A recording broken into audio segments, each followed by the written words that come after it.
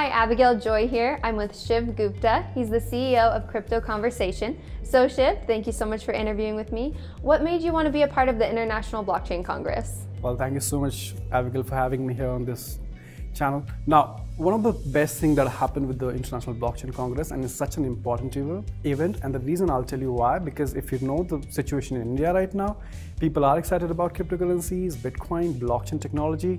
However, the regulatory approach is not yet very clear. So this happened to be one of those events where people are really excited to come here and really see what is going on in the space. Yeah. So for me, I think this is a most important event that we could have ever asked for at this point in time. Yeah, and there was a lot of attendees, so I think a lot of people have been learning a lot about cryptocurrency, people that are new to the space as well. And then your channel covers a lot of current crypto news and you do a lot of interviews. What do you think is the most important topic right now, or things that people are most interested in?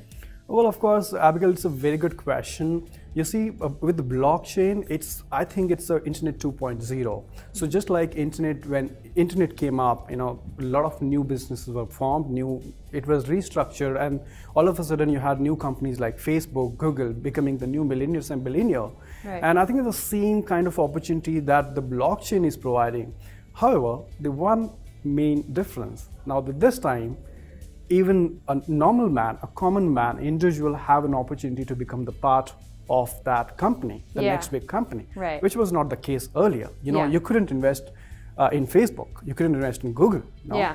Today, that's the opportunity that everyone has. Right. And so obviously, with that sentiment, so let's say if investors do have a lot of excitement around the whole space as to where the investment is heading. So I think the most common question that we have in the community is that, what is the next big project? Yeah. So what is the next Bitcoin? Right. What should I? And also, there's a lot of curiosity as to how the regulators are looking at. Mm-hmm. So I think it's been a great, and that is why I say the International Blockchain Congress has been one of those events, because this got a lot of government officials on board to talk about it, really understand their point of view. Right, and it was co-hosted by the Indian government, which was really good, yeah. Niti Aayog. Yeah, exactly. And because India has been a little bit weary of cryptocurrencies, it seems like they're getting a little bit more comfortable with the idea right now, which is great. And then what do you predict for Bitcoin's price at the end of the year? I know a lot of people don't like to answer that one, but I figured I would ask you because it's a fun question and a lot of people want to know. Yeah, it's a fun question, and it's a very important question as well. This is how I look at it. A lot of people actually ask me that, what's the best time to buy Bitcoin? Yeah. I said that if it is going to the moon, you can buy it any time. Yeah, that's true. Every time is the best time. Yeah.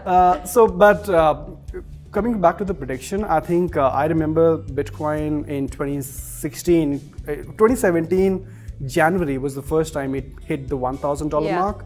And then by the December, just about 11 months, it was up to 19,000. Yeah.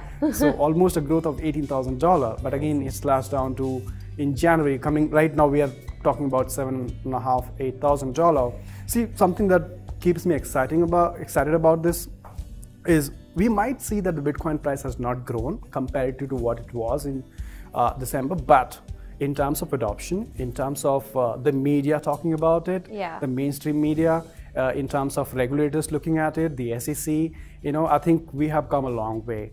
And so talking about the price, I think the way we are talking about the Bitcoin ETF and futures trading, I do think that Bitcoin is anywhere going to be touching around $20,000 to $25,000 in my opinion by the end of this year. I think that's a good prediction. So you talked a little bit about some adoption. When do you think that we will reach mass adoption? That's a good question, actually.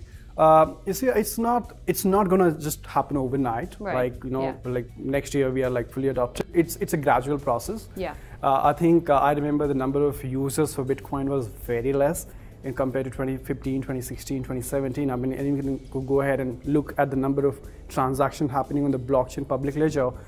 Today it's in millions, Wow. So I think we are heading as right now. I think the use cases that we have is for Bitcoin and it's for Ethereum, but other crypto projects as well. So, but I think during the next decade, maybe in the next 10 years, I think everything that exists in the world will be based on blockchain. Yeah. All right, everyone. Thanks for watching. And if you would like to check out his channel, it's Crypto Conversation on YouTube and cryptoconversation.com. Thank you so much. Thank you so much for having me, Abigail. Of course. Thank you.